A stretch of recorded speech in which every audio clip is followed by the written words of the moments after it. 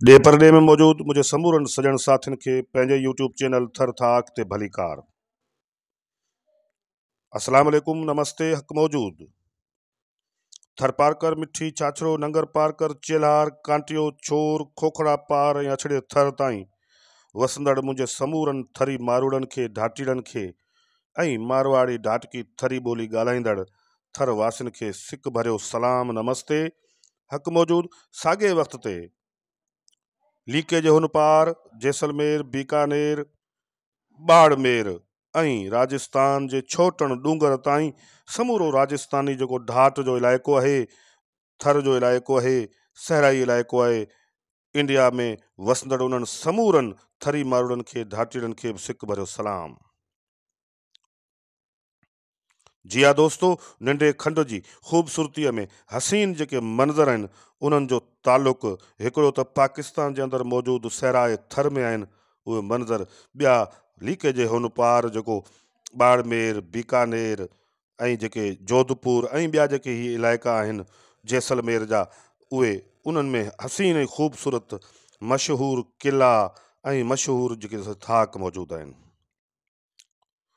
त जी हा दोस्तो, पाण इन्हनि समूरनि मंज़रनि ते ॻाल्हाईंदासीं, पर उन खां अॻु में तव्हांखे ॿुधाईंदा हलूं त अॼोकी इन वीडियो में शामिल आहे हिकु छिरकाईंदड़ स्टोरी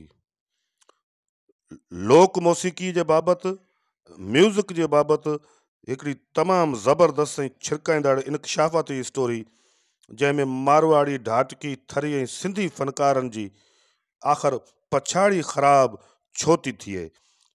इहो हिकु वॾो सवाल आहे जंहिं ते पाण बहस कंदासीं अॼोकी इन स्टोरी में। उन खां अॻु तव्हां दोस्तनि खे वेनिती आहे त जेकॾहिं थर थाक यूट्यूब चैनल पहिरियों भेरो ॾिसी रहिया आहियो त पंहिंजे यूट्यूब चैनल थर थाक खे सब्सक्राइब करियो ऐं वीडियो ॾिसी उनखे शेयर कयो, लाइक करियो ऐं कमेंट ज़रूरु करियो। त जी हा दोस्तो, अॼु ॻाल्हाईंदासीं पाण त फ़नकारनि, ख़ासि तौर ते मारवाड़ी ढाटकी थरी ऐं सिंधी फ़नकारनि जी आख़िर पछाड़ी जी ज़िंदगी अज़ाब में, तकलीफ़ में, ॾुखनि ॾाखड़नि में, परेशानियुनि में ऐं मुश्किलातुनि में छो थी गुज़रे, उन जा कहिड़ा कारण आहिनि, उहे कहिड़ा सबब आहिनि जो तमामु वॾा गवैया ऐं तमामु वॾा फ़नकार पछाड़ी जो ज़िंदगी जे आख़िरी अयामनि में पंहिंजी हयाती बचाइण जे लाइ ऐं पंहिंजे इलाज मुआलिज जे लाइ, सिहत जे सहूलियतुनि जी अणहूंद जे करे उहे हुकूमतनि खे अपील कंदा रहनि था ऐं उन्हनि जी अपील अचे थी त संदन सरकारी ख़र्च ते इलाज करायो वञे। आख़िर ईअं छो थो थिए? उहे फ़नकार जेके पंहिंजे उरूज वारनि ॾियारनि में महफ़िल मौसीक़ी में सॼी राति पहरनि जा पहर गीत ॻाइनि था ऐं महफ़िलनि खे लुटीनि था, हज़ारे लखे घोरूं उन्हनि खे पवनि थियूं ऐं ढाट थर पारकर तोड़े राजस्थान जे इलाइक़े में माण्हू उन्हनि खे दिलि खोले चाह सां, उकीर ऐं प्यार सां घोर ॾियनि था। पैसनि जो तमामु वॾो ज़िक्र जेको आहे उनजी ज़िंदगी में ईंदो रहे थो। माण्हू जिन खे गीत वणनि था, जिन्हनि खे पंहिंजे देश जा मारवाड़ी ढाटकी थरी ऐं सिंधी कलाम वणनि था, उहे दिलि खोले घोर कनि था फ़नकारनि ते। महफ़िलनि में न रुॻो उन्हनि खे घोर मिले थी, पर साॻे वक़्त ते इहे फ़नकार उन्हनि खे उन महफ़िल में अचण जे लाइ स्पेशली पहिरीं बुकिंग थिए थी ऐं उहे पंहिंजे मन सां, पंहिंजे दिलि सां जेका फ़ी चाहींदा आहिनि, उहा धुर, उहो शादी जो काज, उहो ख़ुशी जा काज जिन में अहिड़ा फ़नकार घुराया वेंदा आहिनि त उन्हनि खे पंहिंजे पसंदि सां ऐं पंहिंजे मर्ज़ीअ सां जेको आहे सो ॾिना वेंदा आहिनि पैसा। कुझु ॾींहं अॻु मुंहिंजी ॻाल्हि थी हिकु सिंध जे तमामु वॾे क्लासिकल फ़नकार सां कचेरी जे दौरान हुन ॿुधायो त इलियास, आख़िर इहे फ़नकार पंहिंजी पछाड़ी जे बाबति छो नथा सोचीनि, पंहिंजे बचनि, पंहिंजे ख़ानदान, पंहिंजे घर भातियुनि जी ज़िंदगी जो छो नथा सोचीनि। इहे जेके रातियुनि जूं रातियूं सॼी राति महफ़िल खे लुटीनि था ऐं महफ़िल में ॻाइनि था ऐं पैसनि जो तमामु वॾो हिकिड़ो हिसो उन्हनि जे खाते में अचे थो, त तंहिंजे बावजूद बि जॾहिं हू पछाड़ी जो बीमारी जे बिस्तरे ते हुजनि था त हुननि वटि दवा टिकी ऐं गोरी जे लाइ पैसा नथा हुजनि ऐं उन्हनि जे ख़ानदाननि खे तोड़े अदीबनि, शाइरनि, फ़नकारनि खे हुकूमत वक़्त सां अपीलूं करणियूं थियूं पवनि त हिननि जे इलाज जे लाइ हुकूमत कोई जोगा उपाउ वठे, को जोगो बंदोबस्तु करे। आख़िर ईअं छो थो थिए? त संदसि हुन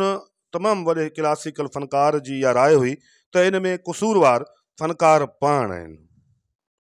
उहे पंहिंजे जोबन जवानी वारे टाइम ते ऐं पंहिंजे उरूज वारे टाइम ते रियाज़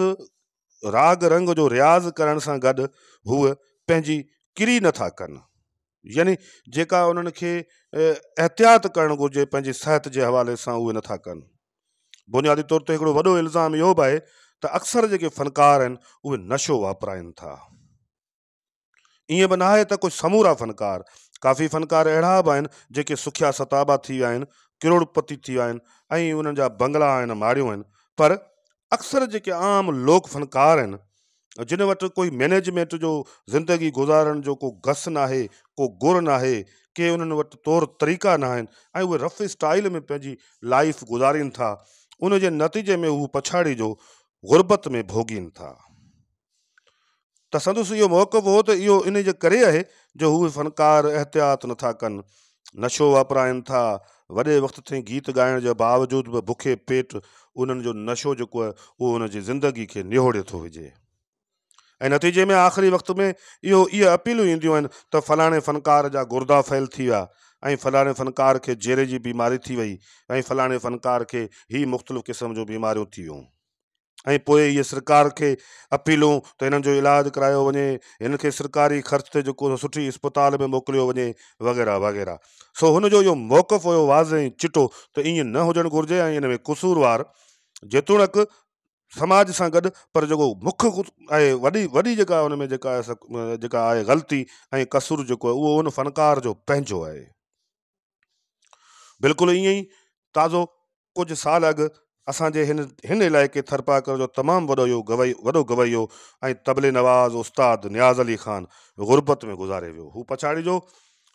पंहिंजे इलाज जे कारण तमामु घणो गुरबत ऐं परेशानी में हुयो त हुन वटि एतिरा पैसा न हुया जो हू कंहिं बहितर ऐं सुठे इस्पताल में पंहिंजो इलाजु कराए सघे ऐं हू ज़िंदगी जा आख़िरी अयामनि में बीमारी जे बिस्तरे ते वक़्तु गुज़ारींदे ऐं पंहिंजी ज़िंदगी ऐं हयाती जा ॾींहं पूरा करे वियो। पर संदसि हुकूमत का बि मदद न कई ऐं साॻे वक़्त ते हुकूमतूं बि फ़नकारनि जे लाइ को ख़ासि स्पेशल फंड, को सिहत कार्ड या इन क़िस्म जी का बि सहूलियत उहे हुन फ़नकारनि खे नथा ॾियनि हुकूमती धुर वारा। तंहिंजे करे उन्हनि खे वीचारण ऐं सोचणु घुरिजे त ईअं न थियणु घुरिजे जो हिकिड़ो सिंध जा ऐं ॾात धणी ऐं इहे फ़नकार जेके लोक मौसीक़ी जा मारवाड़ी ढाटकी थरी ऐं सिंधी फ़नकार आहिनि उहे पछाड़ी जो ईअं खुरड़ियूं हणंदे हणंदे खटनि ते पंहिंजी ज़िंदगी जो वक़्तु पूरो कनि। उन्हनि जा ज़रूरी आहे त उन्हनि खे कंहिं बहितर ऐं सुठी इस्पताल में उन्हनि जे लाइ पैनल हुजे, सरकारी तौर ते ऐलान थियलु हुजे, उहे इलाजु कराइनि ऐं बहितर ऐं सुठी ज़िंदगी गुज़ारे सघनि। अॼोकी वीडियो में एतिरो ई, मिलंदासीं ॿी वीडियो में।